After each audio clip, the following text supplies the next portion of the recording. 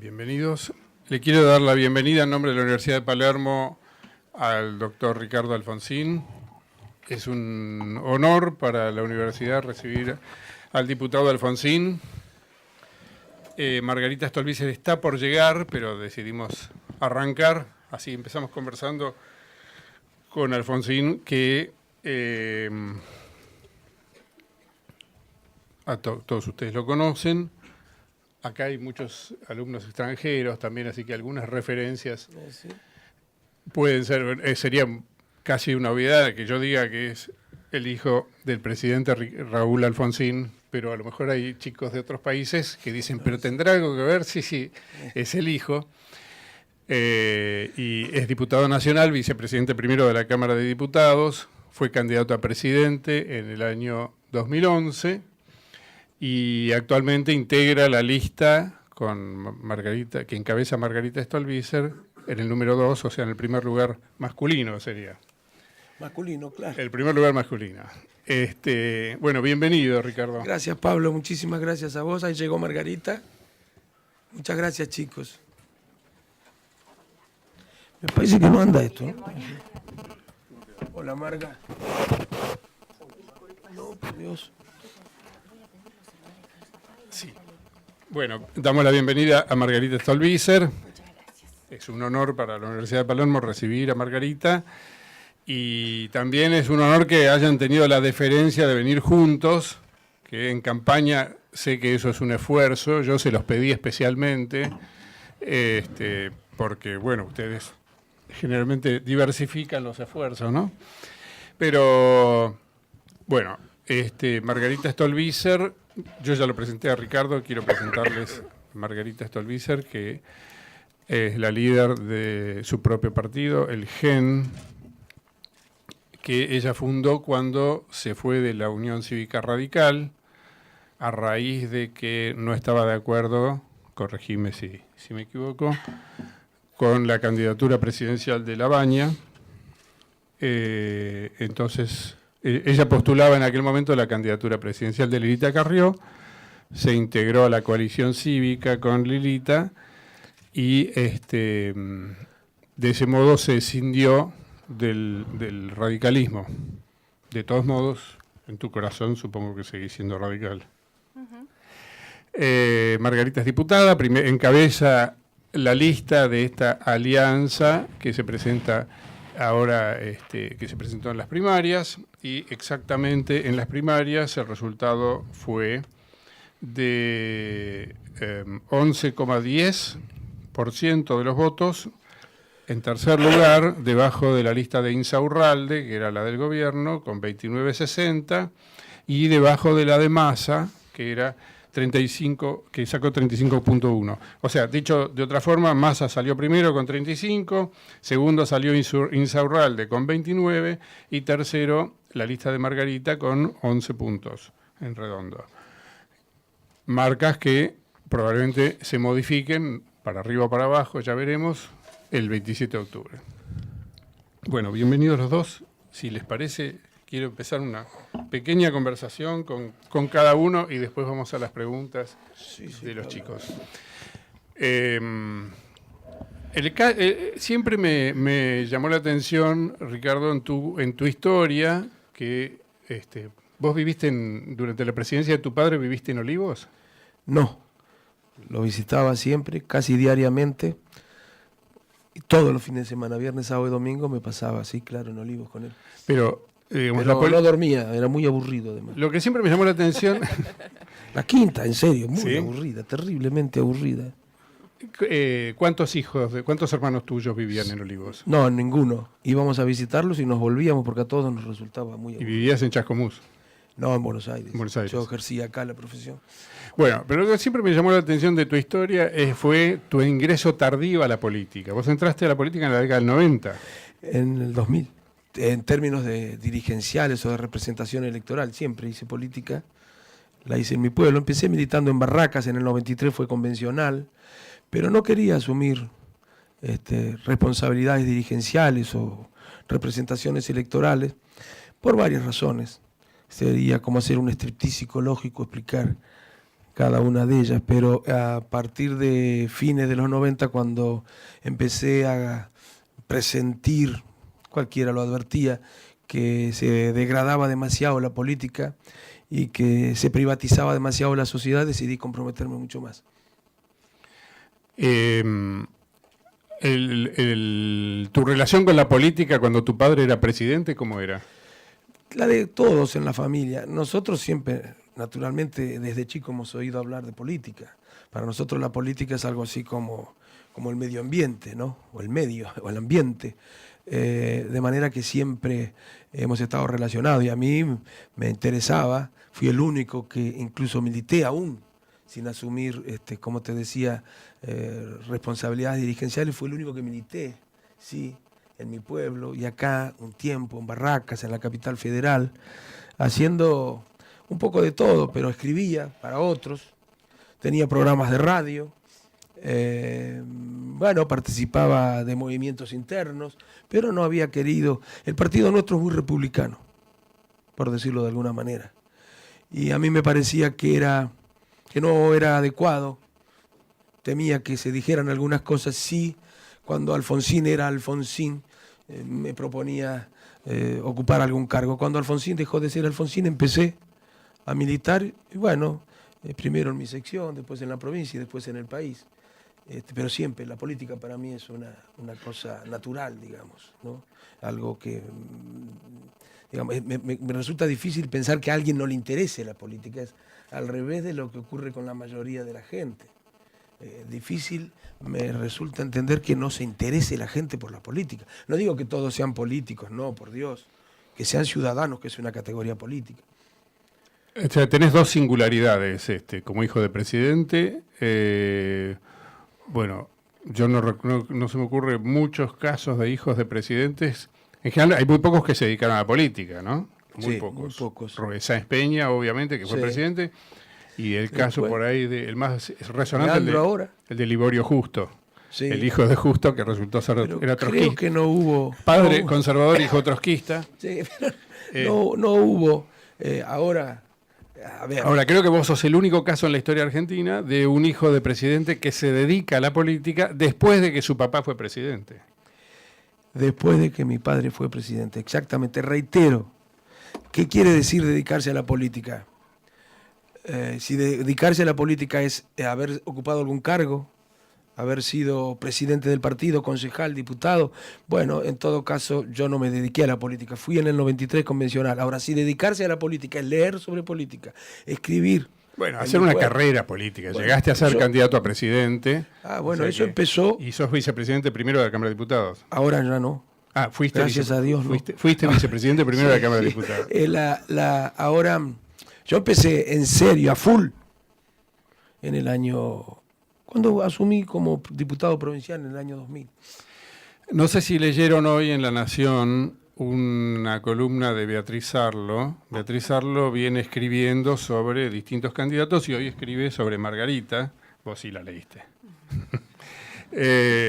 Y bueno, es muy interesante lo que dice Beatriz Sarlo porque la postula a Margarita como una política argentina excepcional en términos de que ella no utiliza su vida personal, su vida privada, su familia de deportistas, etcétera, como para apalancarse en la política, como dirigente política, sino que tiene una posición racional respecto de la política. Eso es un modelo racional de dirigente. ¿Cómo te cayó la nota de Beatriz Sarlo? No, bien, por supuesto, porque es muy elogiosa. Yo quería hacer un comentario sobre Ricardo, porque me parece que el relato de Ricardo lo enaltece tanto como persona y como dirigente político. Yo creo que es un mensaje muy importante para los jóvenes, sobre todo. Alguien que, habiendo sido su papá presidente de la nación, además un presidente... Yo creo que sin ninguna duda el mejor presidente de la recuperación democrática, lejos, una persona que ha dejado estela, ¿no?, en la historia política de la Argentina. Y lo cierto es que alguien que comienza su carrera política después de que su papá deja de ser el presidente de la nación, que se consolida como dirigente político, nunca habiendo aprovechado esas ventajas que obviamente brinda, no solamente para su carrera, ni para su vida personal ni profesional ha hecho jamás ningún tipo tipo de aprovechamiento de ser el hijo del presidente de la nación, ¿no? Y estas son cosas que yo creo nosotros necesitamos marcar, porque en el tiempo que se viene, con la discusión que se viene, yo insisto mucho con que, y sobre todo si ustedes conversan con candidatos, uno en tiempos de campaña escucha muchas cosas que tienen que ver con las propuestas que se hacen y a veces las propuestas no son tan diferentes unas de otras. Lo importante es cuando hay posibilidad de ejemplarizar con la conducta, ¿no? Yo creo que no hay cosa más ordenadora de la convivencia social, sobre todo, que aquellas cosas que se dicen a través del ejemplo, ¿no? Y a mí me parece que es importante marcarlo porque son las cosas que sobre todo nosotros dentro de nuestro espacio político queremos marcar. Para nosotros no es neutro la ejemplaridad de la conducta, como no es neutro un político que habla de la lucha contra la corrupción, de la importancia de la transparencia. Hoy parece que esto no está de moda y esto lo relaciono con la nota de Beatriz Sarlo. A nosotros muchos nos dicen, porque además somos casi prácticamente los únicos que hablamos dentro de lo que es nuestra propuesta, hablamos de corrupción y hablamos de transparencia, y nosotros nos preguntamos mucho por qué los demás políticos no hablan tanto de esto en realidad.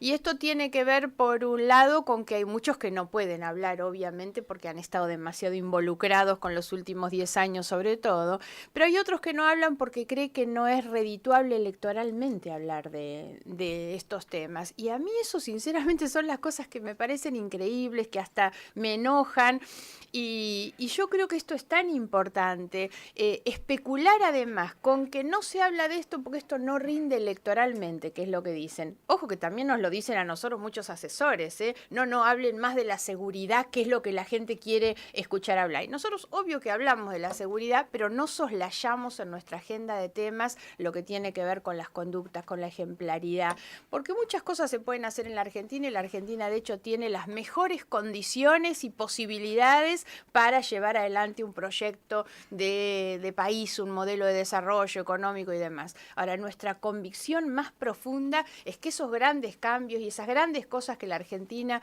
puede y debe lograr no las pueden llevar adelante los gobiernos deshonestos. Por eso para nosotros esto tiene que ver no simplemente como una posición moralina del deber ser, la verdad tiene que ver en gran medida también con las posibilidades de desarrollo económico.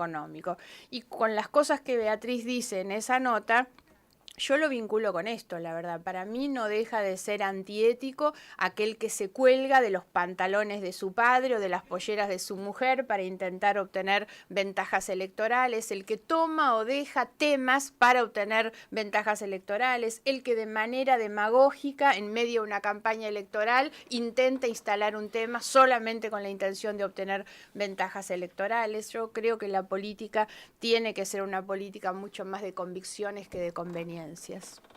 Gracias, Marga. Gracias. Bueno, Margarita también es abogada. Ambos son abogados. Margarita fue candidata a gobernadora en el año 2003, obtuvo el 9% de los votos en la provincia de Buenos Aires.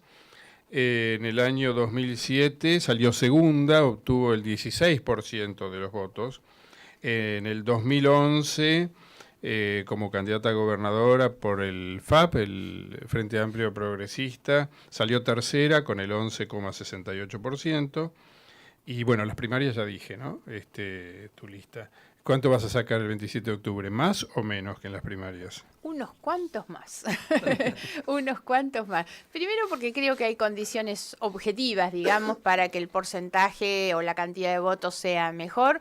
Obviamente, como ustedes saben, en la primaria, y es algo que nosotros nos hemos manifestado en contra de esto, que es lo que dispone la ley es casi proscriptiva respecto de la posibilidad de que algunos partidos chicos puedan llegar a la elección general, porque dice que el que no obtiene un determinado porcentaje de votos no puede pasar a la otra, por lo tanto hay partidos que han quedado en el camino y bueno, eso hace naturalmente que vaya a haber un reparto de esos votos casi natural.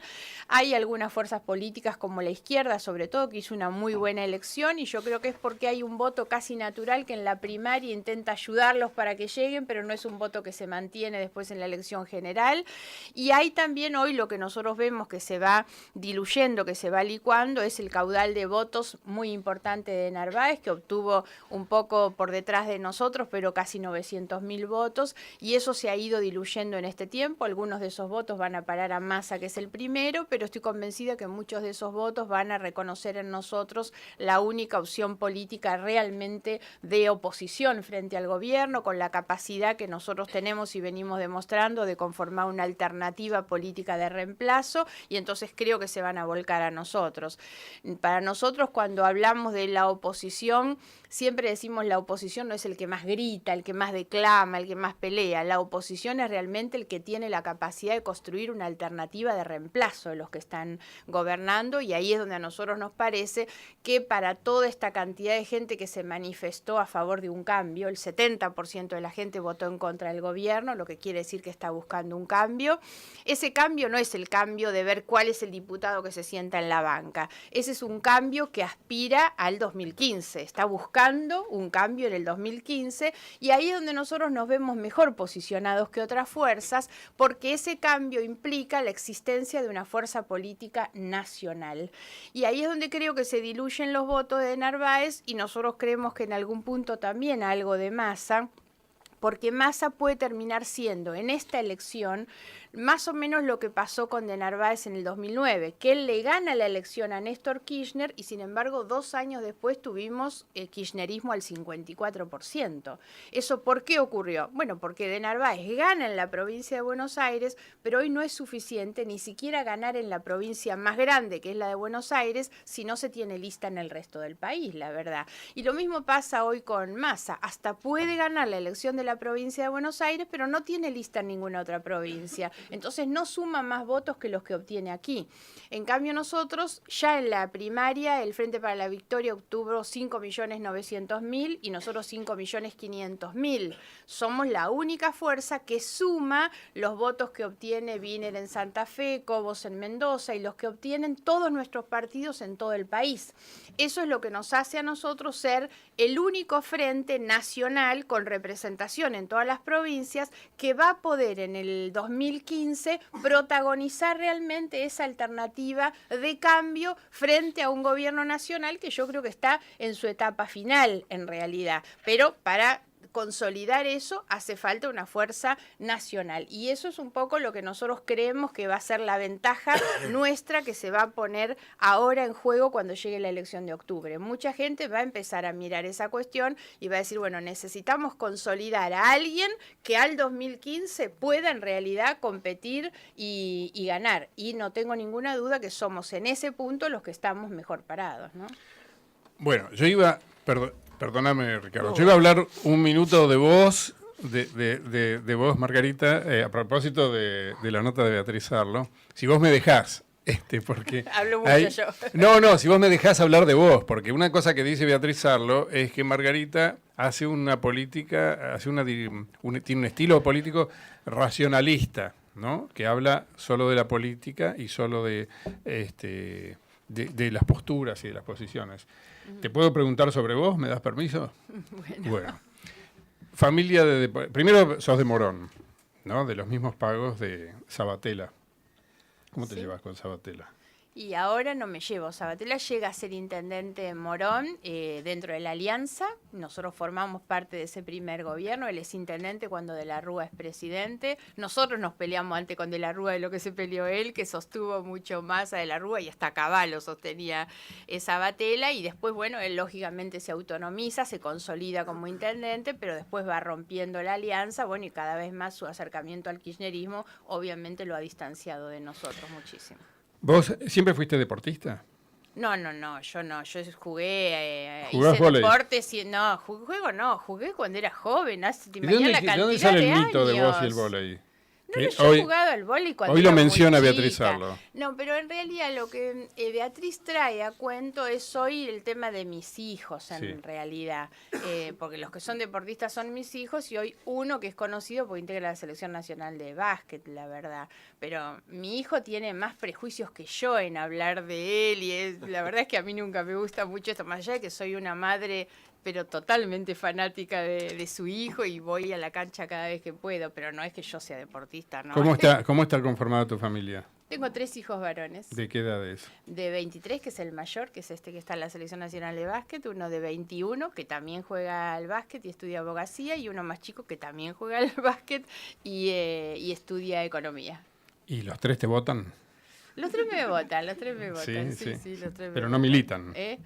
El del medio es el que más acompaña, está más involucrado y milita, sí, milita un poco, por supuesto, el del medio. Ricardo, Sí, perdón, Pablo. ¿tu vida familiar, tu familia? Sí, bueno, 3 hijos también. Lucía, actriz, cantante, trabaja en Los Locos Adams, está en el ensamble y además es la suplente de Merlina. Qué divino, eso es maravilloso. Y actuó porque se enfermó la titular, pobre, una gripe nada más, y actuó una semana.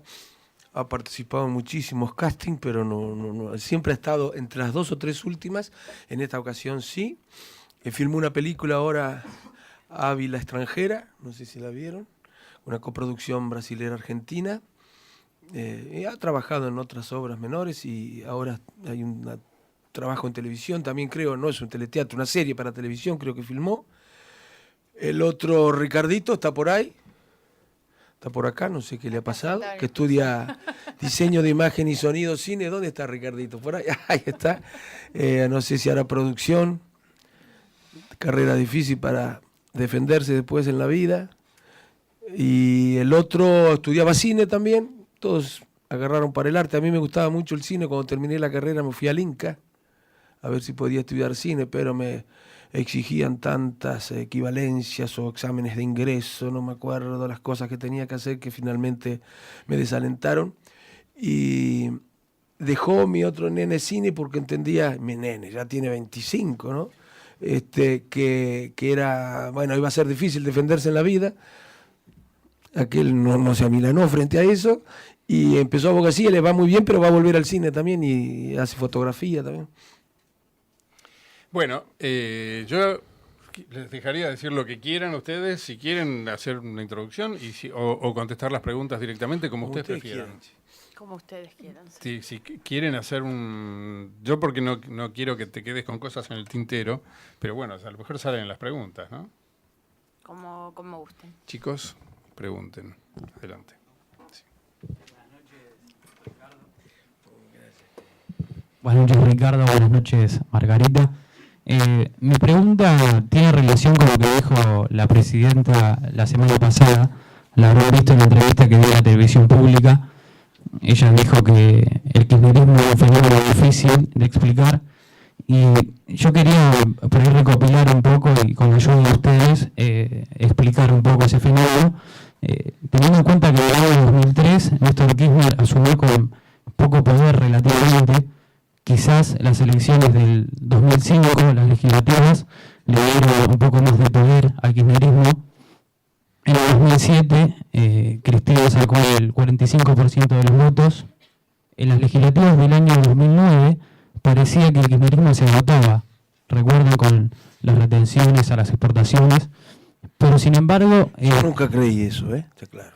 No, puede ser, por eso ahora voy a esperar. Además me lo preguntaban y dije que no creía que fuera así. Claro. Y sin embargo en el año 2011, no sé si se terminó. En el año 2011 Cristina arrasó con el 54%, entonces por ahí, si uno seguía esa línea, ahora recién vos me contestabas, de que el kirchnerismo se agotaba en el año 2009 porque de Narváez le había ganado a Néstor Kirchner, uno no entiende cómo Cristina sacó tanto porcentaje por arriba de los demás en el año 2011. ¿Qué análisis hacen ustedes de esto que dijo Cristina la semana pasada y además de cómo el kirchnerismo ha ganado poder en todos estos años, estos últimos 10 años, 12 años? Yo puedo decirte una cosa, Marga seguramente te puede decir otra, ¿no? Pero porque todas son apreciaciones muy subjetivas, el resultado de la reflexión y el análisis político. Yo te diría que el kirchnerismo es una expresión del justicialismo. El justicialismo es difícil de comprender. Y mira, desde mi punto de vista la disputa entre el Frente para la Victoria y el Frente Renovador es una disputa entre justicialistas. Y se van a reunir. Ya empezó el proceso de reunificación, de aglutinamiento del justicialismo. Existían dudas en torno a quién antes de las elecciones. Ahora creo que está claro en torno a quién. Ya empezó el 11, antes del 11 empezó el proceso de reunificación. Continuó después del 11 y después del 27 se va a completar gradualmente. A mí no me parece mal eso, porque creo que hay que reordenar el sistema de partido, hay que reconstruir el sistema de partido. Muchos de los problemas que tenemos en la Argentina, desde mi punto de vista, tienen que ver con la inexistencia de un adecuado sistema de partido. Y vos me dirás, pero entonces, vos decís que el Frente Renovador y el Frente para la Victoria son lo mismo desde el punto de vista ideológico. No, porque el justicialismo contiene en su seno corrientes de pensamiento contradictorias. Así ha sido históricamente. En otros tiempos contenía extrema derecha y extrema izquierda. Contiene en su seno, digo, corrientes de pensamiento contradictorias. No son propiamente líneas internas, porque en esto también es difícil de entender el justicialismo, o no responde a las categorías tradicionales. En realidad, las corrientes de pensamiento dentro del kirchnerismo, suelo decir un poco en broma, son como trajes que están colgados en el placar a la espera, esta es mi opinión, y respetuosa, ¿no? Respetuosa, a la espera del cambio de estación. Cuando llega el invierno, todos se visten de invierno. Cuando llega el verano, todos se visten de verano. Cambian de ideología según los tiempos o según las cosas, según cómo vengan las cosas en cada elección.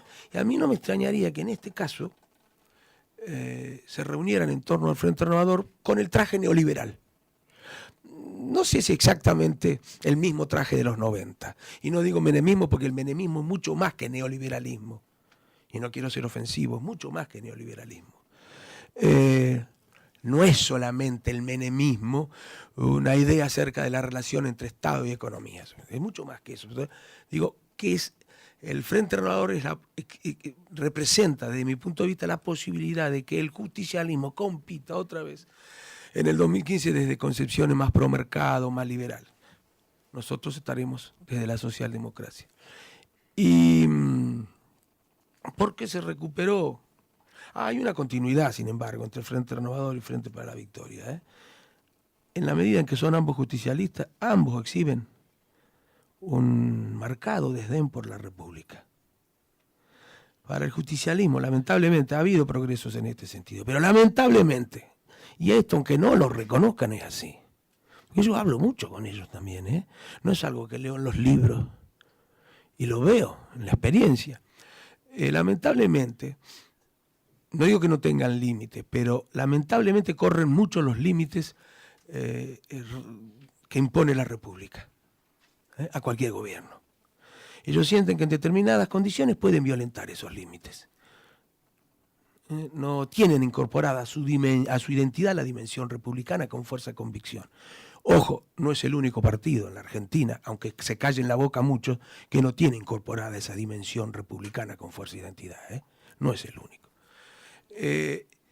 Y bueno, lo otro se lo dijo a Marga. Después de 54 te explico si quieres. No, yo quisiera dar 3 respuestas muy puntuales a la pregunta de por qué creo que después del 2009 el kirchnerismo gana en el 2011 con un porcentaje tan alto. Primera cuestión, creo que, y volviendo un poco a la semblanza de Beatriz que me pinta a mí en un exceso de racionalidad en un país donde lo que más cotiza es la emocionalidad en realidad, y por eso hay tanta apelación a lo emocional, aún a veces con criterios demagógicos, pero esto es lo que realmente en términos electorales es más eficaz.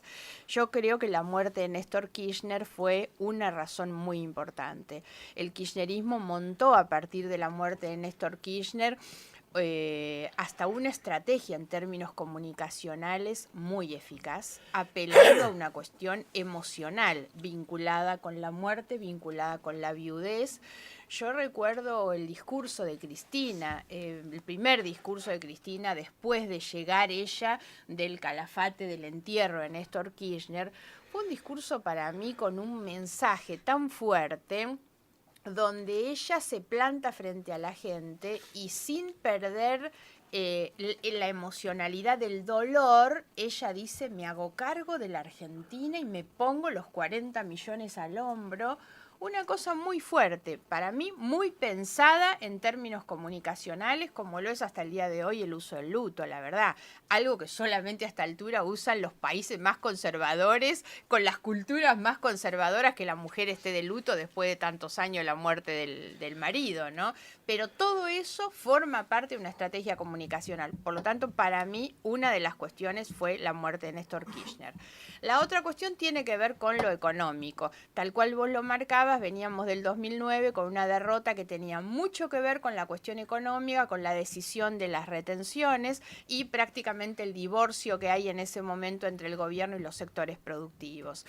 En el año 2011 se había recompuesto esa situación, la economía era una economía que estaba dando los mejores resultados y yo soy una convencida que hay una tendencia bastante importante en nuestra sociedad a que cuando la situación económica general le da algunas tranquilidades de bolsillo, la tendencia es a taparse los ojos y la nariz y votar aquello que nos da tranquilidad económica, ¿no?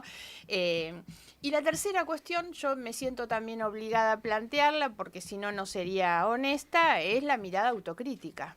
Estoy convencida que el 54% de Cristina no fue el premio a los méritos de su gestión, sino en algún sentido el castigo a los deméritos nuestros.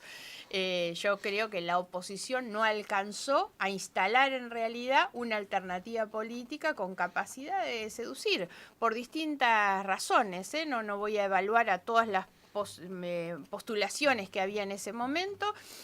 Nosotros estábamos apoyando a Wiener, posiblemente la nuestra fue que ese frente amplio progresista se armó muy sobre la fecha, costó que Wiener tomara su decisión, no alcanzó a ser lo suficientemente conocido y bueno, y las otras opciones tal vez no llegaron. Entonces me parece que también esa gran diferencia tuvo que ver no tanto con sus méritos, sino con las cosas que a nosotros nos faltaron hacer.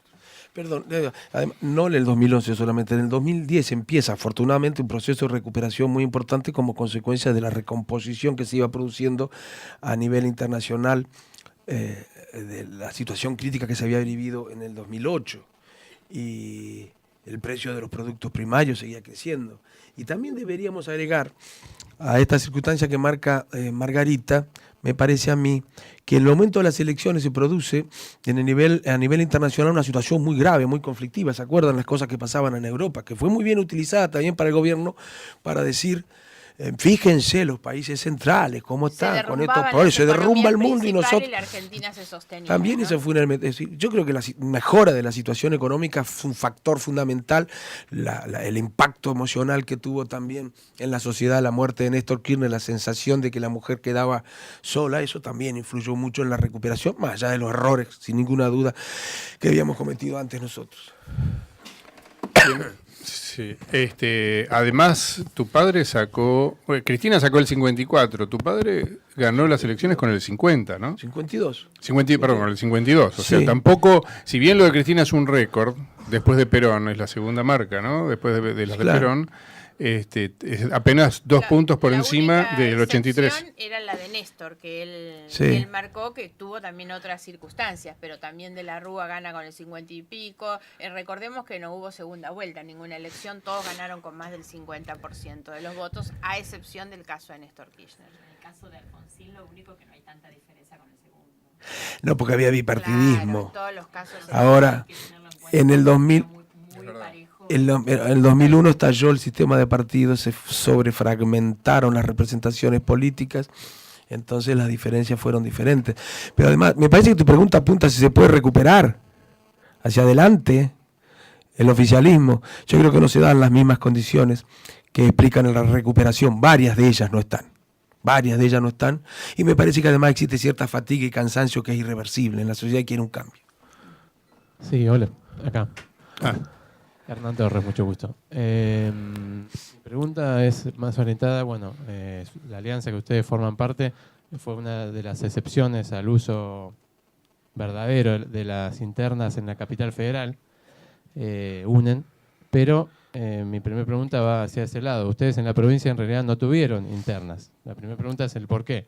Y la segunda, ya que como para atarla, es si para el 2015 estiman que su alianza va a tener una elección interna de presidente, ya que tienen varios candidatos, me parece, bueno, usted mismo, el doctor Alfonsín, Wiener, la doctora Carrió.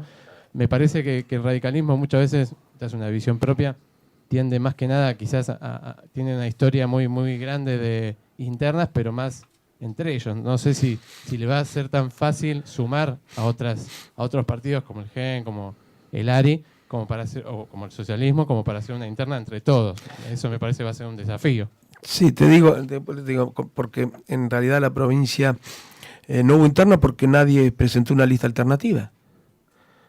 Nadie. Hizo falta. No, pero podían haberla presentado. Es más, habían dicho que las iban a presentar. Nosotros hicimos una lista con Margarita, que reunía gente de todos los partidos, y varios dirigentes habían dicho que iban a presentar otra, no la presentaron. Ahora, a nivel de seccionales sí hubo interna, y a niveles locales también.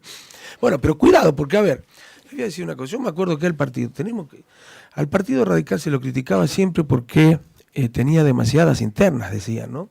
Veíamos con admiración las internas en Estados Unidos, dentro del Partido Demócrata o del Partido Republicano, y se decían en esas internas cosas muy duras. Ahora, cuando los radicales iban a internas, decían, ¿cómo les gustan a estos radicales las internas? En realidad, cuando dije que somos un partido con fuerte compromiso con la República, también aludía a la forma de organización de nuestro partido. Nosotros jamás podríamos tomar examen. Nos prende en fuego un comité si pretendemos decidir los candidatos, y lo digo con respeto, tomando examen. O por casting. No podemos hacer eso en el partido. Por supuesto que tenemos muchísimas cosas más para aprender, pero en fin, hay ciertos valores que ya están definitivamente incorporados en la Unión Cívica Radical, entre otras que las discrepancias se resuelvan a través de los procesos electorales internos, si existen. Muy breve para completar la segunda parte, ¿no? Hoy lo que existe es la ley de partidos políticos que obliga además a dirimir las candidaturas a través de la interna abierta. Por lo tanto, al 2015, nosotros que aspiramos a que todo este gran paquete de partidos que integran este frente se mantenga todo unido, no hay otra forma de dirimir las candidaturas que no sea utilizando esa elección interna, salvo en el caso como el nuestro de la provincia de Buenos Aires, donde lo cierto es que no hizo falta, pues cuando nosotros nos sentamos, cada uno fue aceptando que integrábamos la lista donde en los 10 primeros lugares están todos los partidos que integran este frente, y así se aceptó, y por eso no hubo necesidad de ir a una elección interna.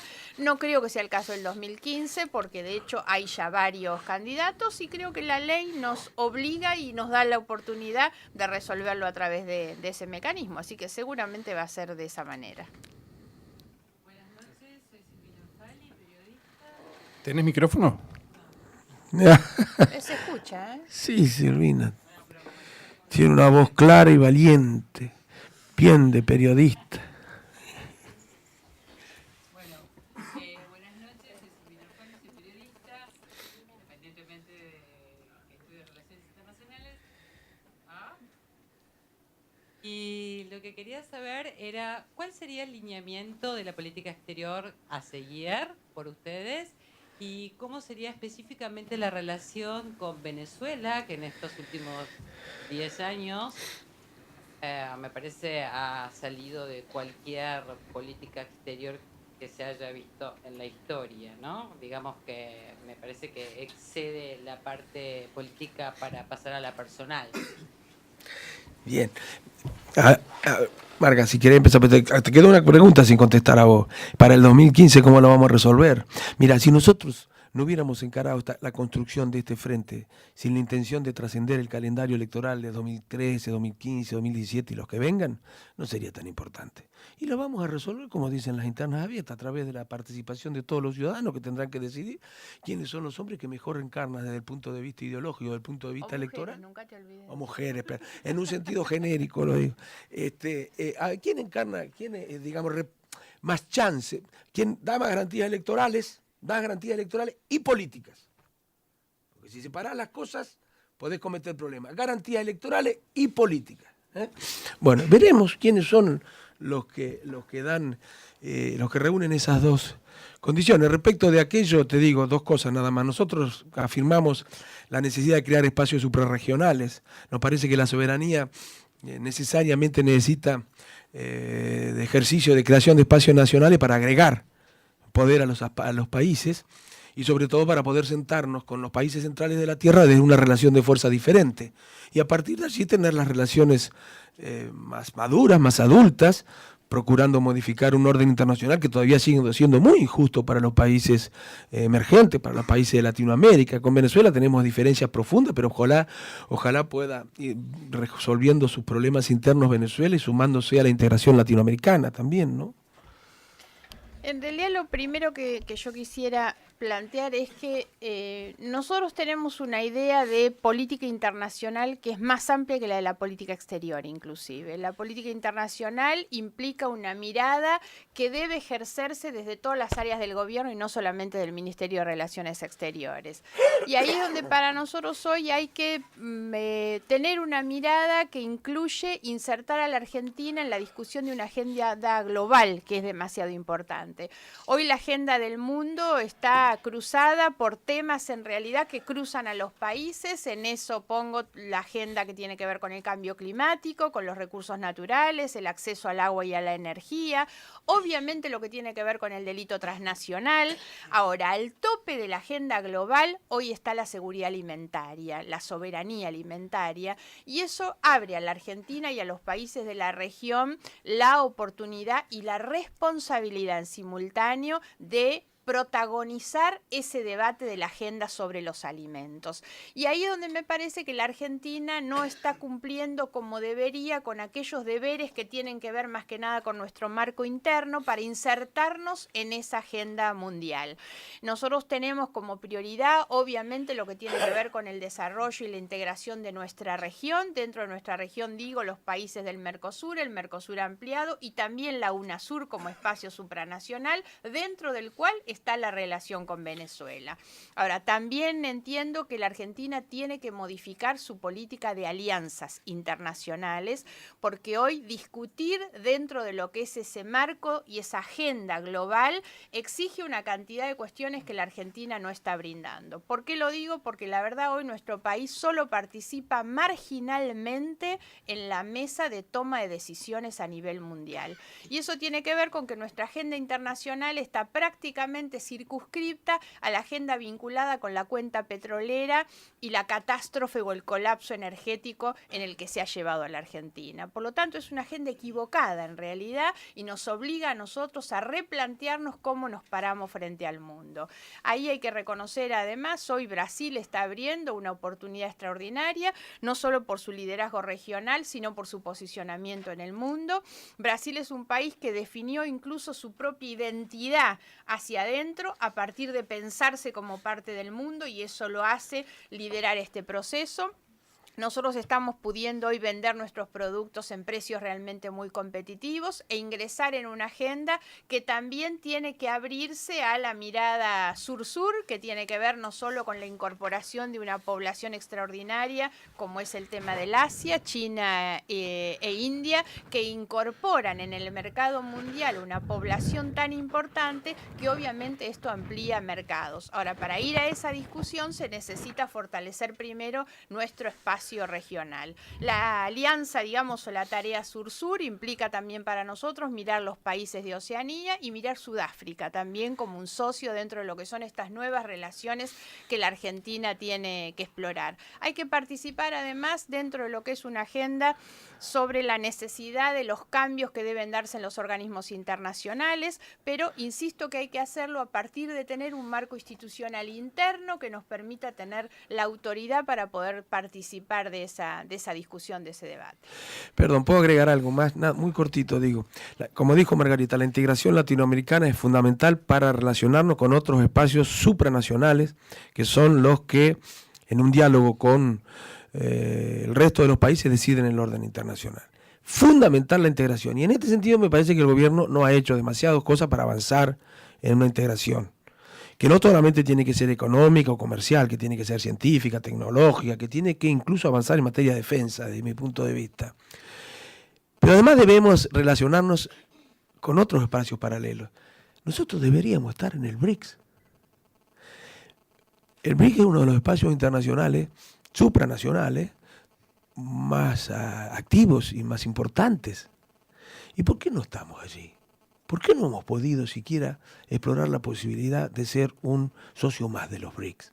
Que son Brasil, Rusia, China, India y Sudáfrica, que señalaba Margarita. ¿Por qué no quieren? Porque les podemos generar problemas ingresando al BRICS. Con los comportamientos un tanto... ¿No quieren quién es? Los BRICS no tienen demasiado interés en incorporar socios que pueden tener comportamientos no confiables, por decirlo de alguna manera, en las relaciones internacionales. Y para nosotros sería fundamental poder estar en ese grupo, ¿no?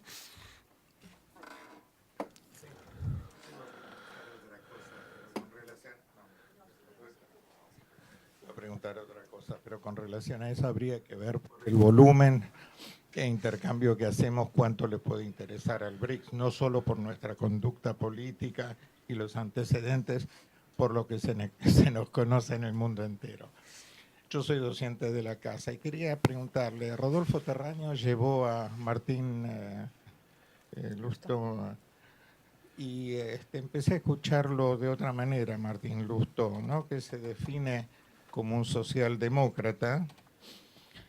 Recuerdo el presidente Alfonsín en más de una oportunidad, recuerdo un diálogo con Shimon Peres en la Internacional Socialista, también hizo.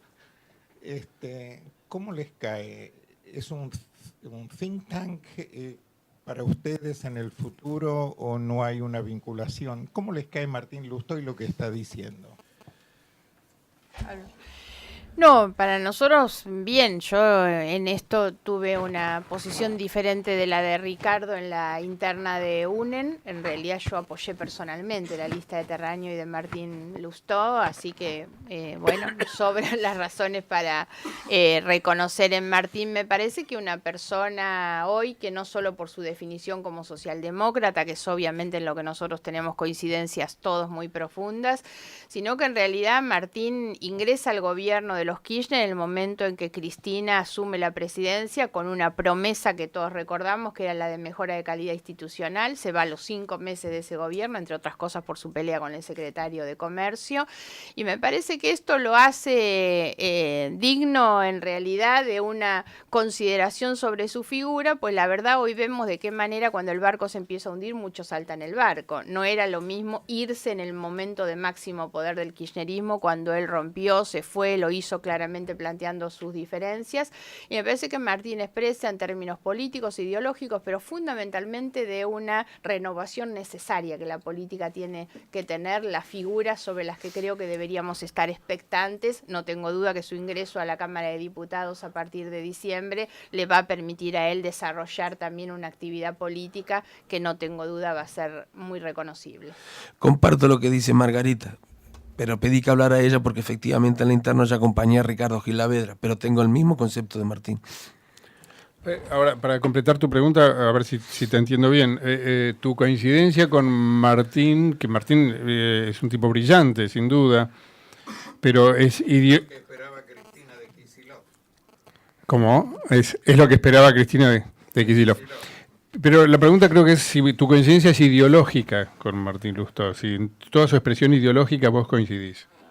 Sí, pero por eso dije que no es solamente por su definición de socialdemócrata, sino por muchas otras cosas. Yo leí hace muchísimos años un libro de Martín sobre el tema de la coparticipación y el federalismo, ¿no? La nueva concepción, y esto forma parte bastante de nuestro discurso que tiene que ver con la concepción de un nuevo federalismo, más cooperativo, más solidario, saliendo del federalismo que todos conocemos, y me parece que eso habla a las claras de algo que tiene más que ver que con el rótulo que a veces uno se pone, pues lo cierto es que cuando uno define el progresismo, la socialdemocracia, muchos acostumbran ponerse esos rótulos. Me parece que lo importante es verlo en el desarrollo de cuál es ese concepto con el que por supuesto compartimos.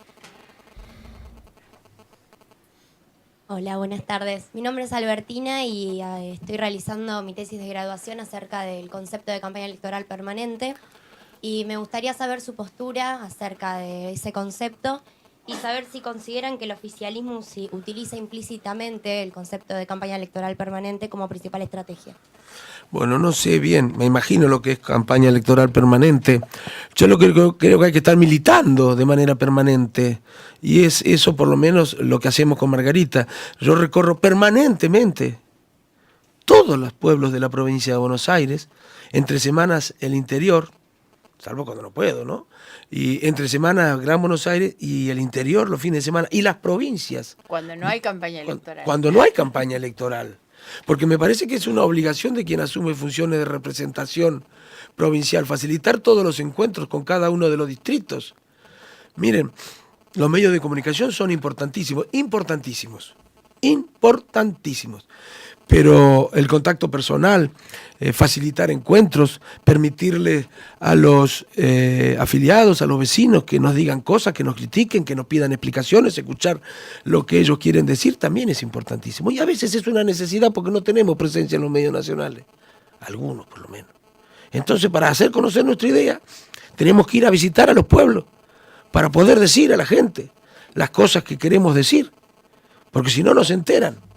Así que yo no sé si es campaña electoral permanente. Pero el concepto, perdón, no, Albertina, pero me parece que se refiere específicamente a los gobernantes, ¿no? Eso me parece una barbaridad. Pero eso yo no lo llamaría campaña electoral permanente, porque ni siquiera una campaña electoral coyuntural debería ser financiada con los recursos del Estado. Eso es confundir el Estado con el partido, o con el partido de gobierno. Y eso no lo hace solo el gobierno nacional, ¿eh? Lo hacen todos los gobiernos, incluso en la capital federal. No podemos jugar con doble vara. No podemos jugar con doble vara, ni los políticos ni los ciudadanos. Si decimos que está mal que el gobierno nacional utilice los recursos públicos, los medios públicos, para hacer propaganda en una campaña, tenemos que decir que está mal que lo haga un Estado subnacional también. Y la verdad que ustedes, tanto como yo, habrán visto que a este recurso apelan no solamente el gobierno nacional, ¿eh? Lo veo todos los días por televisión. Eso les otorga una ventaja que no será ilegal, pero es legítima. Sí, en realidad en Argentina no está reglamentado el uso de la campaña electoral permanente. Es un concepto moderno que se ha intentado... Perdóname mi ignorancia, pero no... No, lo utilizan mucho los gobiernos europeos y los gobiernos norteamericanos. Me refería básicamente al uso de la propagandización de los actos de gobierno, al uso exhaustivo de cadenas nacionales y el uso con fines electorales de los actos públicos y los actos que da el gobierno en el poder. Sí, yo quiero agregar a esto porque Ricardo daba un ejemplo que me parece que es bastante visible, sobre todo por el color, que es el de la Ciudad de Buenos Aires. Cuando en la Ciudad de Buenos Aires se decide adoptar el color amarillo para la propaganda oficial gubernamental, que es el mismo color del partido político que gobierna, eso habla claramente de la sobreutilización de los recursos y de la campaña permanente. Eso es vivir en campaña permanente y eso es, como decía Ricardo, trasvasar los límites incluso de las leyes que no prevén una normativa tan puntual para eso. En el uso y el abuso de los recursos públicos es mucho más grave porque por supuesto que hay limitaciones y que sin embargo no se rigen. Nosotros hemos hecho muchas veces el cuestionamiento que tiene que ver con la difusión de los carteles de las obras públicas cuando ponen presidencia tal o gobernación tal, haciendo siempre una sobreutilización del nombre de la persona, del funcionario, del gobernante en realidad, utilizando obviamente lo que son los recursos públicos. El tema de la publicidad oficial, nosotros llevamos varios años en el Congreso intentando que exista una regulación, una reglamentación de la publicidad oficial y no lo hemos logrado. Y en otros casos es más grave aún porque las limitaciones existen y no se cumplen. No solamente las limitaciones de la propia ley de partidos políticos que establece los límites a las campañas electorales, sino que me refiero, por ejemplo, a una ley de la que el gobierno alardea mucho, que es la ley de servicios de comunicación audiovisual, la ley de medios, establece una limitación clarísima respecto a la utilización de la cadena nacional, restringiendo ese uso para casos extraordinarios y de urgencia, y sin embargo hemos visto, sobre todo en estos tiempos, el uso y el abuso de la cadena nacional. Nosotros presentamos incluso una acción de amparo ahora en medio de la campaña electoral, cuando en varios de los actos en pleno, dentro de lo que es la etapa de restricciones de la campaña electoral respecto a los actos públicos, se usaba la cadena, y en el cual la propia presidenta, en uso de la cadena nacional, presentaba a sus candidatos, por ejemplo, ¿no? Ni que hablar del uso y el abuso que se ha hecho durante todo este tiempo, insisto, cuando en el caso de esa ley, la ley establece las restricciones. Ojalá pudiéramos tener un marco de mayor equilibrio en el Congreso de la Nación para poder llevar adelante la cantidad de proyectos que existen para nosotros destinados a la regulación de la publicidad. En ese orden, de la misma manera que hay un uso y abuso de esas cuestiones que tienen que ver con la campaña permanente, de la misma manera hay restricciones en otras. ¿Qué quiero decir? Nosotros tenemos también en esto un proyecto presentado que por lo general lo difundimos dentro de lo que son las propuestas para la transparencia, pero tiene que ver con esto, que es que los funcionarios públicos, los ministros en particular, deberían estar obligados a brindar conferencias de prensa. Nosotros tenemos presentado un proyecto de ley en este sentido, porque fíjense que hay este uso y abuso de la cadena, pero nunca se contestan preguntas. Entonces, la verdad es que eso violenta seriamente el derecho de acceso a la información pública. Bueno, ni que hablar, nosotros tenemos al tope de nuestras propuestas de transparencia una ley de acceso a la información pública, y esto tampoco se ha tocado. Argentina es el único país en América que no tiene una ley de acceso a la información pública, ¿no? Y todo esto son políticas o propuestas que nosotros tenemos de políticas para la transparencia que serían fundamentales. También tenemos la propuesta para que sea obligatorio en el caso de los candidatos a presidente debatir públicamente, por ejemplo.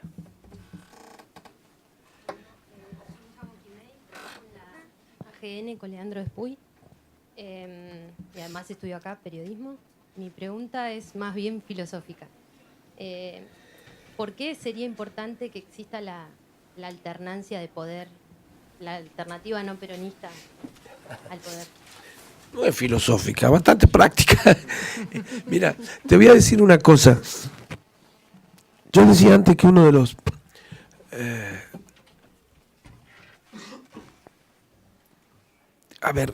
que en la Argentina se cometieron muchos errores, que muchos de los problemas que tenemos, de las macanas que hizo el gobierno, tienen que ver con el hecho de que no existiera en nuestro país un adecuado sistema de partidos nacionales. El gobierno sabía que no había en la oposición una fuerza capaz de desafiar su hegemonía electoral. Y eso no es bueno. Si vos repasás la historia, podrás comprobar que aquellos países que tienen regímenes de partido único siempre han tenido problemas. Y de hecho la Argentina desde el año 2001, 2003, viene funcionando como un país con régimen de partido político único. Nadie en la oposición podía desafiar la hegemonía electoral del oficialismo. Cuando un partido se siente invulnerable, se siente invencible, también de su dirigencia se apodera cierta sensación de impotencia, de omnipotencia, cierta soberbia, se pierde humildad, se sienten dueños de la verdad, y estas no son las mejores condiciones para darle tranquilidad a los ciudadanos respecto de sus gobernantes. Me parece que deben existir la alternancia en el país. ¿De qué manera? Es imposible que todos piensen igual. No vas a encontrar ningún país, ni vas a encontrar ni institución alguna, ni siquiera en un partido político donde todos piensen igual. Y si esas diferentes ideas no pueden organizarse para alternarse en el poder, algo anda mal en esa sociedad. Si las minorías por alguna razón nunca llegan a ser mayoría, es porque algo anda mal. Porque nadie es dueño de la verdad, ni nadie acierta siempre, ni siempre son las recetas más adecuadas las mismas. Bueno, yo creo que una de las responsabilidades que tenemos, lo que hacemos política, es precisamente tratar de recomponer el sistema de partidos. para que haya alternancia, para que exista la posibilidad de que aquí existan los controles, que sepa que un partido que se hace una macana puede ser reemplazado en el poder. La elección no solamente tiene que ver con la democracia, sino que es un mecanismo de competencia a partir del cual uno trata de ser mejor. Digo, no es tan filosófica, bastante práctica la pregunta. Y así no fue. Bueno, así no fue. Bueno, había el partido militar. Y sí, por eso confirma lo que yo digo, confirma. Y te digo, claro, y estuvo proscrito el peronismo y estuvieron proscritos los partidos políticos y los ciudadanos en general, porque nos habíamos convertido en súbditos, porque la mayor parte del tiempo del 30 gobernaron los militares, y a veces con complicidades de los civiles. Hay que reconocerlo a eso también, por supuesto. Sí. Si ustedes tomaran mañana el mando de todo el país, ¿cuáles son las políticas económicas, sociales o políticas justamente que cambiarían de actuales? Digo un par y después vos querés decir más. Nosotros tenemos dentro de lo que es el tope de nuestras prioridades la necesidad de una reforma muy profunda a nuestro sistema de impuestos. La Argentina tiene un sistema impositivo regresivo, injusto, inequitativo, enmarañado, complejo, con dobles imposiciones en realidad, y esto amerita una reforma muy importante, muy profunda. Nosotros lo venimos planteando desde hace años, siempre pensando en que debe ser una reforma que no se piense ni para la coyuntura, ni como una idea en contra de este gobierno. Nuestra idea es que hay que conformar muy rápidamente, ojalá lo hubiera hecho este gobierno en estos 10 años que ha tenido las mejores condiciones políticas y económicas, sobre todo para favorecer ese tipo de discusión y no lo ha hecho, que es conformar una comisión no solo con los representantes políticos, sino con los representantes o con los actores económicos y sociales y también con las universidades. La verdad es que nosotros creemos mucho en el papel de las universidades en la discusión de estas cuestiones tan centrales y tan estructurales. Y esa reforma debería ser una reforma que nos llevara a un sistema de impuestos mucho más simple, en realidad, donde tengamos menos cantidad de impuestos, pero impuestos muy eficaces en su percepción, en realidad. No sirve a veces tener toda esta maraña de impuestos. Hay que salir de un sistema impositivo con una enorme presión tributaria como tenemos hoy en realidad, que termina castigando más al que consume y al que produce, sino que más bien el impuesto tiene que estar definido por aquel que más tiene o que más gana. En realidad, lo que hay que estructurar es alrededor, sobre todo, de un impuesto a las ganancias, a partir del cual o a donde vayan a parar la mayoría de estos recursos. Pero insisto que hay que pensar esa reforma al sistema impositivo, tal vez trabajando 2 años en una comisión que realmente se aboque a eso de manera muy profunda, pero saber que definimos un sistema impositivo para los próximos 40 años. En realidad, la discusión que viene después de la reforma de los recursos es la reforma de los gastos. Nosotros tenemos, ahí hay que darle mucha más transparencia al tratamiento del presupuesto que tiene el Congreso. Bueno, todos saben, hoy se está dictaminando un proyecto de presupuesto, no ha ocurrido nunca esto de que nosotros tengamos memoria, que el proyecto ingresa de presupuesto y ni siquiera se discute, se dictamina prácticamente sin debate. Esto es porque el oficialismo empieza a sentir el riesgo de que pierde el número en el Congreso y entonces ya no hay debate y van a intentar sacarlo antes de la elección. Esto no había ocurrido nunca jamás. El debate del presupuesto es un debate que demora mucho tiempo. Bueno, ahí hay que incorporar una condición en la asignación del gasto, que sea un gasto de calidad, por definirlo de alguna manera. El gasto debe estar destinado justamente a garantizar calidad de vida para la gente y por lo tanto necesitamos discutir también el papel del Estado. Hay que pensar en un Estado más inteligente, salir de una economía que genera permanentemente subsidios hacia una economía mucho más dinámica. Si se quiere seguir en los últimos últimos tiempos la presidenta ha usado la comparación con Australia y Canadá, y en realidad esos son sistemas que tienen hoy una competitividad sistémica mucho más integral que la nuestra, donde la competitividad de los productos o de la economía está muy vinculada con la enorme inversión que se hace en la educación, en la ciencia y en la técnica, con un Estado muy federal, muy descentralizado, con una justicia independiente, obviamente, con un Estado transparente, con el apoyo a las pequeñas y medianas empresas. Eso es darle competitividad sistémica a la economía, en realidad, y a lo que la economía produce. Y respecto del tema del gasto y del Estado inteligente, nosotros creemos que hay que salir de esta economía que genera permanentemente subsidios, porque en definitiva lo que tenemos es una economía que genera cada vez más organizaciones y ciudadanos más dependientes del Estado. Y nosotros creemos que tiene que haber organizaciones y ciudadanos cada vez más libres, y eso depende en gran medida de cómo se invierten los recursos del Estado.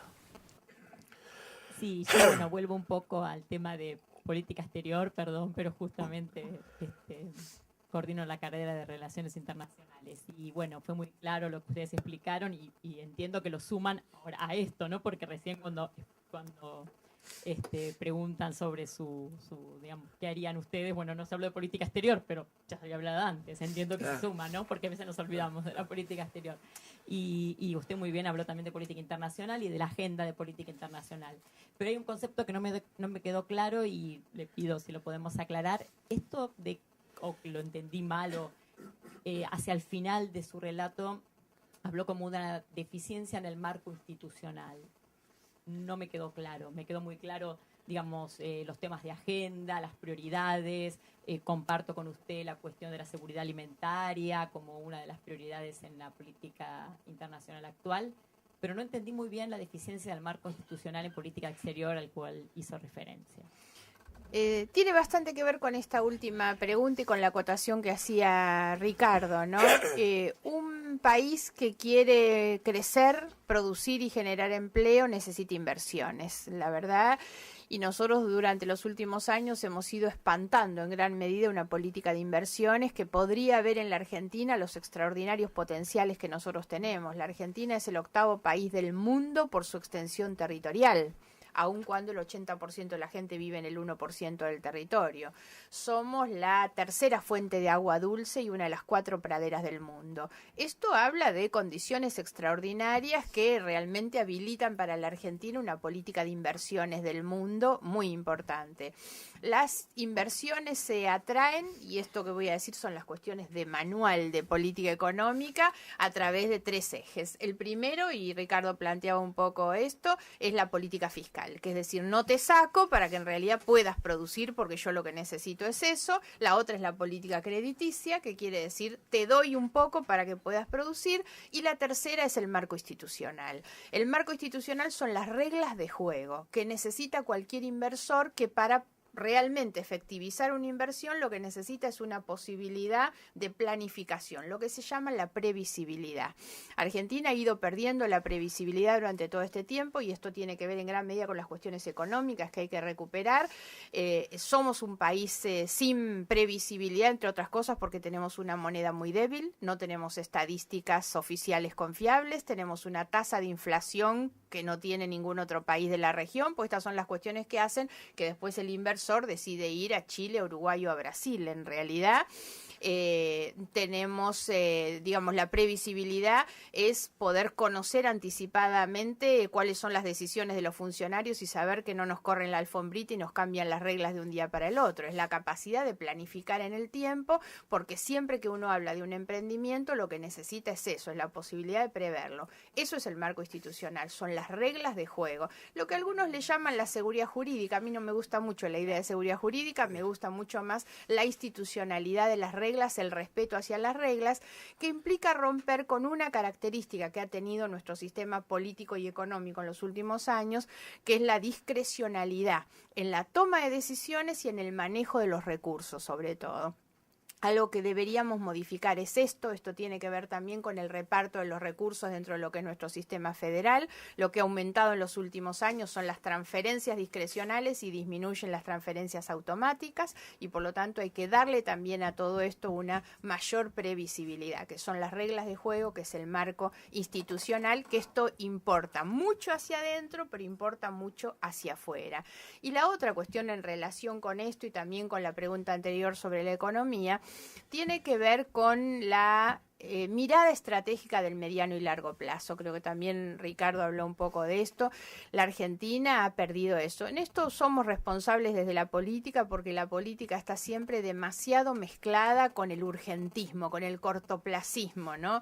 Yo a veces digo, a modo de autocrítica también, los políticos, nuestra mirada más larga es la elección que viene, ¿no? Y esto le ha hecho mucho daño a la Argentina. Nosotros necesitamos recuperar una mirada estratégica, una mirada de mediano y largo plazo, porque esto es lo que permite uno hacia adentro, qué sé yo, nosotros los más viejitos sabemos que fuimos educados en una cultura familiar en la cual nuestros padres organizaban y planificaban la vida familiar sabiendo que el año que viene iban a pintar la casa, el otro iban a cambiar el auto o a cambiar la casa.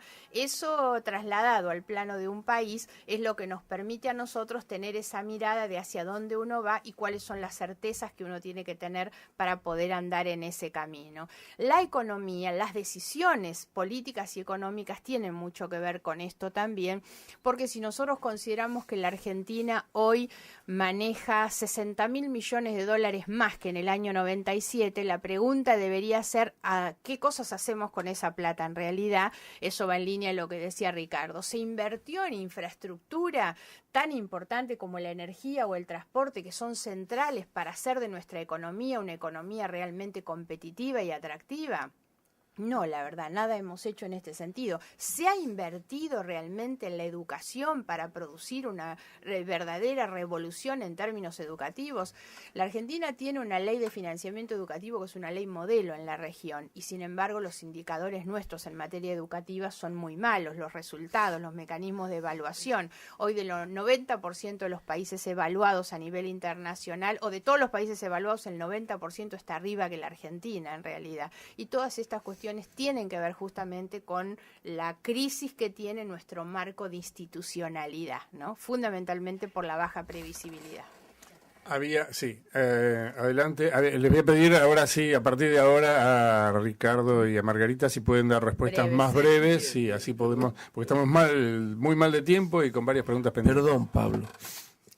Perdón por lo largo, digo que hemos... Sí. Estás perdonado. Dijo a partir de ahora. A partir de ahora, sí, hasta ahora está todo bien. Perdonaron lo anterior. Hasta ahora nos aguantaron. Buenas noches. Buenas noches. Quería hacer una pregunta como ciudadano. Estoy preocupado, creo que la mayoría de nosotros, porque sentimos, o por lo menos se percibe de afuera, que el Poder Legislativo en cierta manera convalida, hablamos mucho de institucionalidad y demás, pero convalida algunas situaciones por demás demostrativas, y eso me preocupa por el futuro también, ¿no?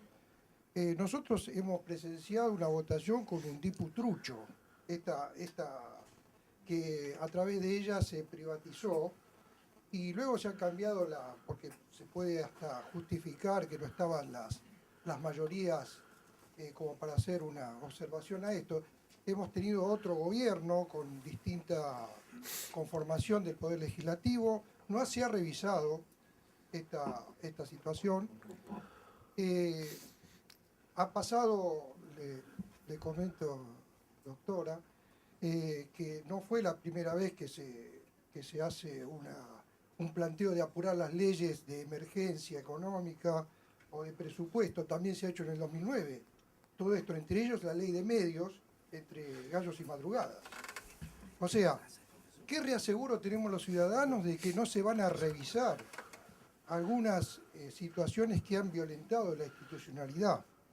De aquí para adelante, el uso de los decretos de necesidad y urgencia arbitrariamente utilizados, para el ciudadano común, esto es como que el Poder Legislativo convalida y se tapa todo. En cierta manera hay una sensación de impunidad.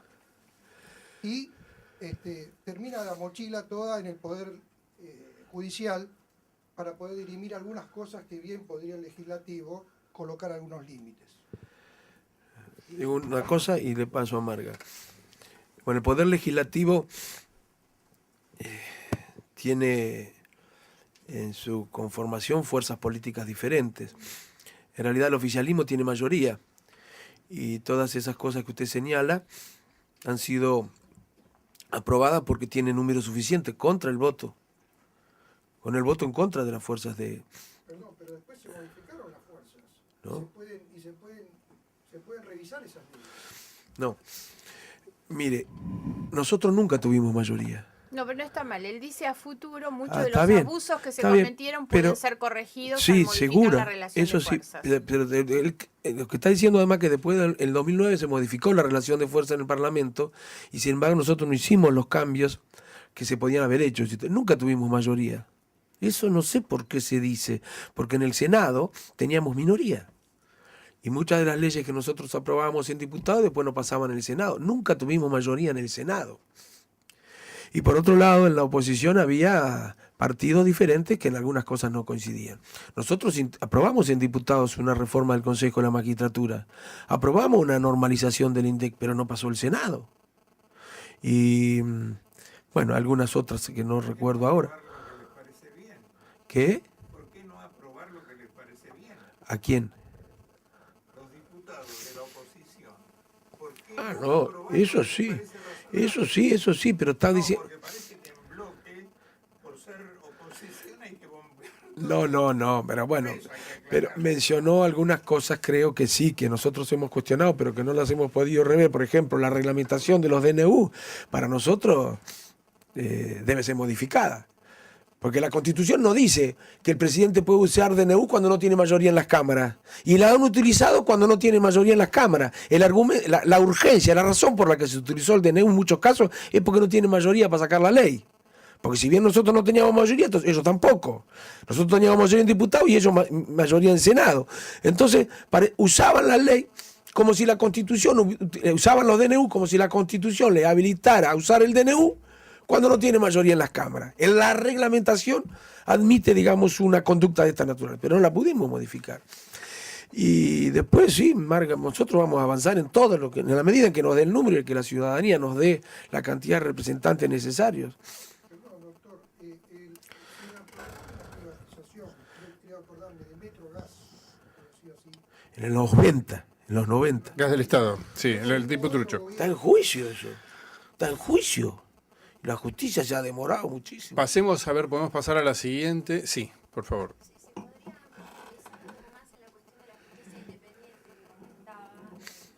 No sé si se escucha o no.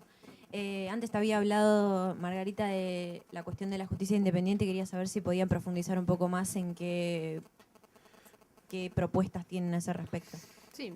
Primero que nada, la justicia independiente no es otra cosa de que la declaración de lo que nuestro sistema constitucional establece, que es la división de los poderes, poderes que además están interrelacionados con controles recíprocos, pero que deben ser independientes.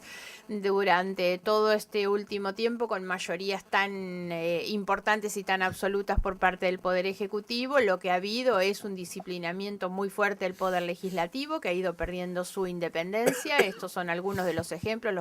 Los proyectos llegan y salen y solamente se tratan los proyectos que le interesan al Poder Ejecutivo, pero más grave aún han sido los intentos de domesticación o de colonización del Poder Judicial. Los proyectos que se aprobaron este año en la Cámara de Diputados apuntaban a eso, que era quitarle independencia al Poder Judicial, no en otro sentido que no sea tener jueces que sean funcionales al poder y por sobre todas las cosas, esto es una opinión mía, que compartimos por supuesto, pero apuntando sobre todo a que los jueces sean la garantía de impunidad de muchos funcionarios corruptos. Para eso necesitan jueces que sean funcionales, para eso, entre otras cosas, se impulsó una ley que terminó siendo aprobada en el Congreso, pero con una declaración de inconstitucionalidad por parte de la Corte, que es una ley que establece, por ejemplo, que los miembros que van al Consejo de la Magistratura tengan que ser elegidos a través del voto popular. La presidenta hizo una gran campaña publicitaria en torno a esto, diciendo por qué se les va a negar el voto y demás. Ahora, esto en realidad entraña una concepción muy compleja sobre cuál es el ejercicio del poder en un sistema republicano y de división de poderes, que implica el que gana la elección se queda con todo, incluidos con los jueces, y eso violenta la independencia. Ahora, la garantía de independencia no es una garantía de independencia para los jueces, no es proteger a los jueces, es proteger a un ciudadano común que tiene que saber que el juez que le va a tocar cuando tenga que recurrir a la justicia no es un juez vulnerable de presiones, no es un juez que va a ceder frente al poder del Estado. Esto sobre todo pensando en un ciudadano que tiene que ir a hacer una acción en contra del Estado.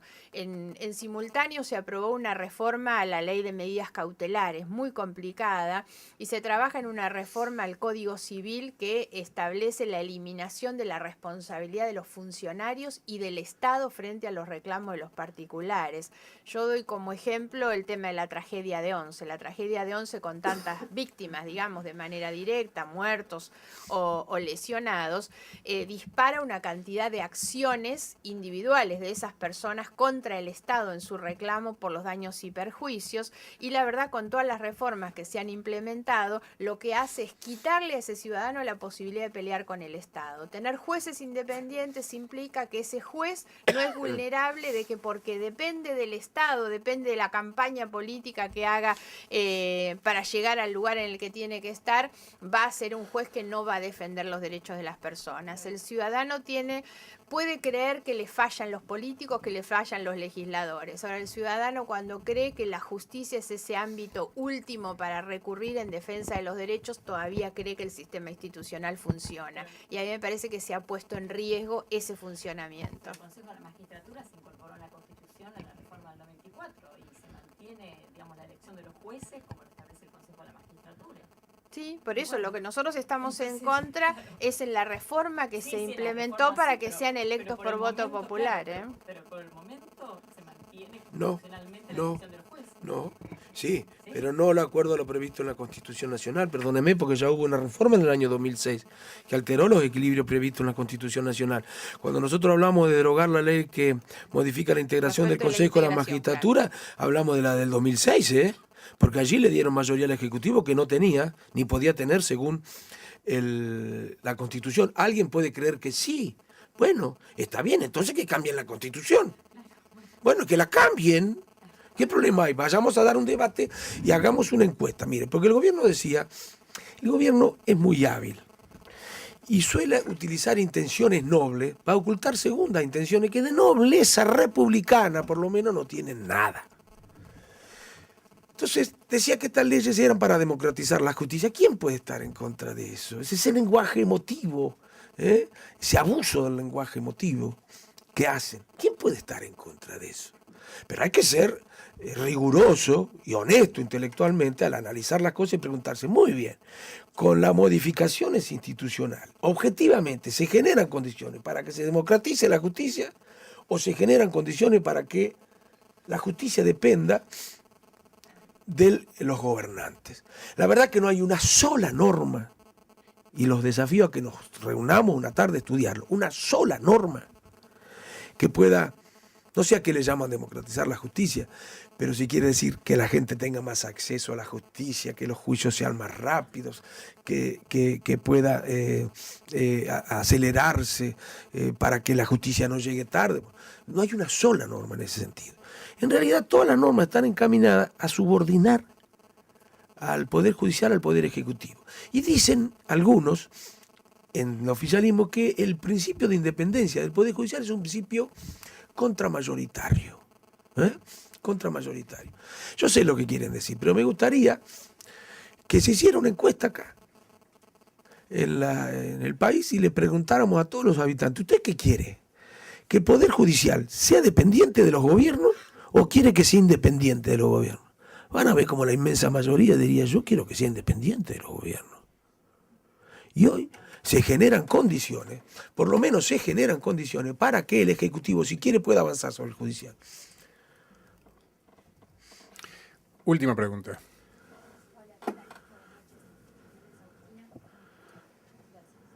Yo lo que quiero, estamos muy pasados de tiempo, porque yo les prometí a Margarita y a Ricardo que esto duraba menos, y sobre todo les prometí a muchos profesores que estaban acá, que están acá, que van a reanudar sus cursos, iban alrededor 8:30, estamos un poquito pasados. Yo estoy muy encantado escuchando esto, me parece muy interesante, así que por eso se fue un poco más largo, pero tu última pregunta y después yo quiero terminar con un pequeño ping-pong.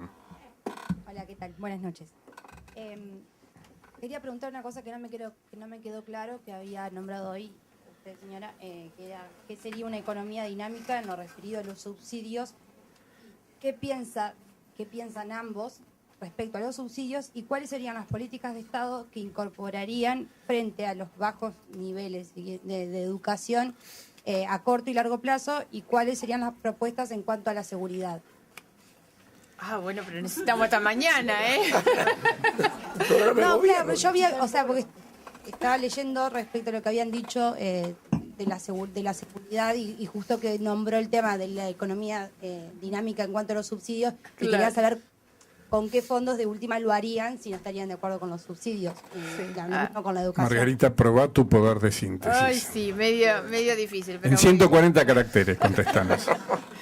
Uno debería acostumbrarse a eso, ¿no? La respuesta a los 140 caracteres. Es imposible. Sí, no se puede. No, primero, respecto del tema de los subsidios, primera aclaración. Cuando nosotros hablamos de la necesidad de rediscutir la política de subsidios, no es hoy, frente a situaciones de emergencia, cortar los subsidios que tienen que ver con lo social, en realidad.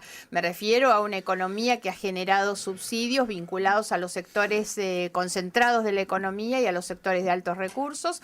El caso, digamos, para plantearlo sencillamente, primer subsidio a discutir es el subsidio a la energía, que reciben los habitantes de la ciudad de Buenos Aires de alto poder adquisitivo y que no pagan nada por la energía, por ejemplo. Me parece que esa es la economía que hay que discutir. La economía dinámica es que en realidad se subsidie en tal caso a distintos sectores de la economía para evitar el negocio bilateral de un sector con el Estado, y que en realidad eso vaya circulando para poder activar y promover distintos sectores de la economía. En materia de seguridad lo voy a hacer muy sintético. Nosotros tenemos una propuesta presentada en términos de gestión para la provincia, pues la competencia primaria es de la provincia de Buenos Aires, y lo que decimos es que no se puede discutir esto de manera oportunista, demagógica en realidad, ni pensar que el tema de la seguridad se resuelve solo con cámaras, solo con patrulleros, y mucho menos aumentando las penas o bajando la edad de punibilidad. Lo que se necesita es una gestión, fundamentalmente una cantidad de gestiones en simultáneo, que significa al mismo tiempo reconocer la inseguridad como el problema central y poner todos los ministerios en acción para resolver eso. Las gestiones son una gestión estratégica, operativa, administrativa, una gestión policial. Cuando hablo de gestión, digo, dentro de esa gestión hay una cantidad de acciones que el área tiene que hacer, solo lo nombro muy superficialmente: una gestión policial, una gestión judicial, una gestión carcelaria, una gestión vinculada con la infraestructura. Esto se resume más de una vez, yo digo, es mucho más fácil ser víctima de un delito cuando uno espera un colectivo una hora en una esquina oscura, que si el colectivo pasa cada 7 minutos y la esquina tiene luz. Entonces los temas de infraestructura también resuelven. Los temas, una gestión vinculada con la educación, con el desarrollo social. Mucha gente pide cárceles y hoy la verdad hay que mirar cuál es la población carcelaria. El 80% de los que están presos no terminó la escuela. Empecemos a buscar los problemas por su causa. Hay que salir de un Estado que va atrás de los acontecimientos para tener un Estado que en realidad tiene capacidad de anticiparse a los conflictos. La inteligencia criminal es eso, es detectar las organizaciones criminales y desbaratarlas antes de que cometan los crímenes. Hoy todas las propuestas son todas propuestas para después. Los que hablan de subir las penas, la verdad, deberían saber que en este país las penas no se le aplican a nadie, entre otras cosas porque fallan las otras gestiones previas, que es la prevención y es la represión del delito. Un delincuente piensa que nunca lo van a atrapar o que el delito nunca se va a esclarecer, que nunca lo van a encontrar responsable, que no le van a aplicar una condena o que no la va a tener que cumplir en realidad. Y ese es el mayor incentivo para que el delincuente siga dentro de esta tónica. Ahora, esto tiene que ver con el gobierno provincial, que es donde radica la competencia primaria en materia de seguridad. Ahora, hoy nosotros, sobre todo como candidatos a legisladores nacionales, tenemos una agenda de discusión que tiene que ver con el plano nacional y que para nosotros hoy es crucial. ¿Por qué razón? Porque hoy el problema de la inseguridad no es un problema que no se deba abordar o que se debe necesariamente abordar desde aquello que incorpora violencia al delito. No solo tenemos más cantidad de delitos, tenemos delitos más violentos. La violencia como parte del delito tiene que ver con drogas y armas. El delincuente que va a robar para conseguir droga o porque está drogado y tiene un arma en la mano es el delincuente más peligroso y es el que genera el episodio de violencia que se debe evitar, y se debe evitar con políticas que apunten a eso.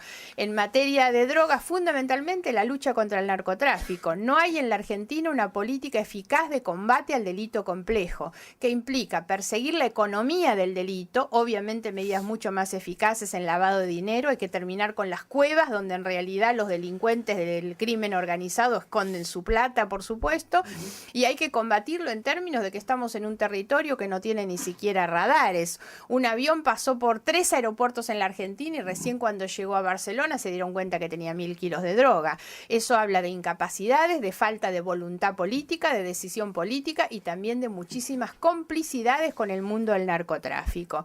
Y la otra cuestión es desde la demanda. Desde la demanda lo que hay que hacer es atender las adicciones como un problema sanitario, como un problema de salud en realidad, y eso es lo que no tenemos. En la provincia de Buenos Aires, donde viven más de 15 millones de personas, solamente hay 7 centros de atención de adicciones. Entonces, la verdad, si no resolvemos estas cuestiones, por eso digo a veces, la seguridad se trata de manera oportunista, demagógica. Entonces, el impacto es lograr un título que diga, aumentemos la pena, bajemos la edad de punibilidad. Acordémonos antes de cuáles son las causas, dónde están las causas de la violencia y fundamentalmente qué es lo que hace que hoy un chico de 15 años que deja la escuela para no trabajar ni estudiar, en días nomás termina siendo víctima o presa del mundo de la droga y el delito. Bueno, muchísimas gracias.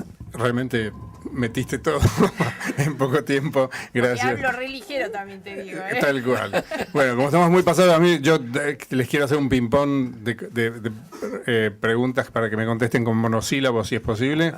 Y para cerrar esto, uno es para que nos demos una idea, porque no tenemos la aritmética parlamentaria en la cabeza como la tienen ustedes. Actualmente, tu bloque, ¿cuántos diputados tiene? El bloque GEN solamente 5 diputados. El interbloque el interbloque 22. Massa presentó un diputado de un bloque de 11, ¿no? Eso es nuevo. Esto es nuevo, es lo que acaba, es un cambio en la Cámara.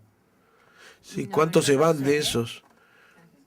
Porque se van varios de esos. Bueno, en caso de que los resultados sean más o menos similares a los de las primarias, el 27 de octubre, ¿cómo queda la Cámara de Diputados? ¿Con cuánto quedas vos? ¿Con cuánto queda el interbloque? ¿Y con cuánto queda el oficialismo? A ver, 2 cuestiones, pero breves. Primero, el tema no es con cuánto quedamos nosotros o no, sino en realidad cuánto es el grado de compromiso para realmente hacer del Poder Legislativo el ámbito que la gente quiere, recuperar equilibrio y demás. Y en este sentido me parece que hay que ser cuidadosos en algunas cuestiones. ¿Por qué lo digo? La verdad es que nosotros venimos en los últimos días presenciando algo que yo le he llamado casi el minuto a minuto del rating. A nosotros nos cuentan el minuto a minuto cuántos diputados se pasan del Frente para la Victoria al Frente Renovador de Massa, la verdad. En el minuto a minuto se está pasando se está pasando el otro. La verdad, cuando el barco se empieza a hundir, los que tienen el cartelito que dice Bloque Frente para la Victoria dan vuelta al cartelito y son Frente Renovador. Ahora, no hay que confundirse porque exactamente los mismos que hoy están adentro de este barco que se empieza a hundir son los que pasan del otro lado. Cuando el libro de paz se cierre, los mismos van a estar del otro lado. Entonces, ¿cuánta es la expectativa de cambio que uno puede tener cuando los mismos que integran de acá son los mismos que integran del otro lado? Me parece que estas son algunas de las cuestiones que se juegan muchísimo en esta elección. Si realmente uno quiere producir un cambio o si en realidad solo se trata de ver cómo se cambian las mascaritas uno al otro, ¿no? Para hablar del oficialismo, ¿con cuánto quedaría? El Frente para la Victoria, digamos, los que quedaría del Frente para la Victoria, ¿en cuánto perdería? ¿Cuántos diputados se iría? Bueno, es un cálculo cálculo también muy difícil de hacer porque ellos están reemplazando hoy la peor elección que hicieron, que es la de 2009. Entonces, si uno solamente mira cuántos son los que cambian por los que se van y los que entran, ellos seguirían estando en una situación ventajosa, el oficialismo. Ahora, como en el medio se está dando esto, creo que hoy el mayor cambio no está dado por los que ingresan nuevos a la Cámara, sino por los que se pasan de bando, ¿no? Siguiente pregunta, relacionada con la aritmética parlamentaria. ¿Ustedes van a propiciar o no un cambio en la presidencia de la Cámara de Diputados si la oposición es mayoritaria respecto al Frente para la Victoria? Nosotros no hemos discutido esto, no tenemos una posición política frente a esta cuestión. Para nosotros es mucho más importante que el Congreso recupere equilibrio para poder discutir todos los temas, y no que solamente se discuta la agenda que le interesa al gobierno.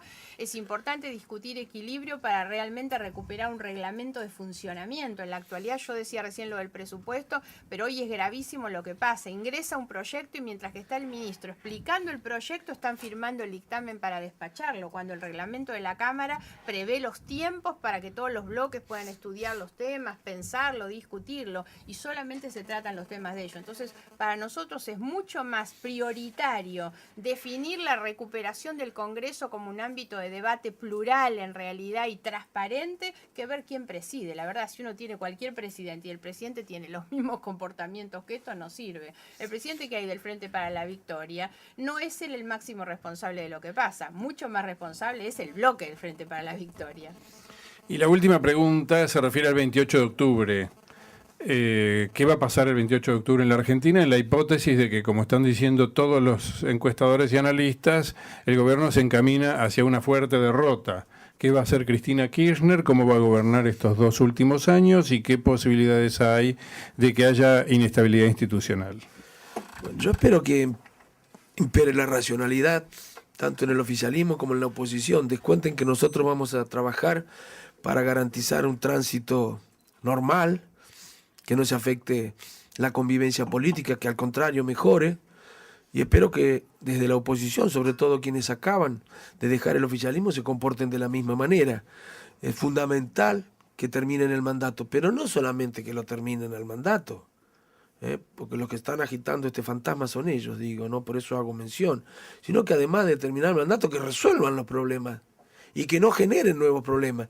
Nosotros vamos a colaborar para que no haya más problemas para los argentinos y para que nos dejen en el 2015 un país más ordenado, para poder gobernar más fácilmente a partir del 2015, porque estoy seguro que este frente va a tener la responsabilidad de hacerse cargo del gobierno nacional en el 2015.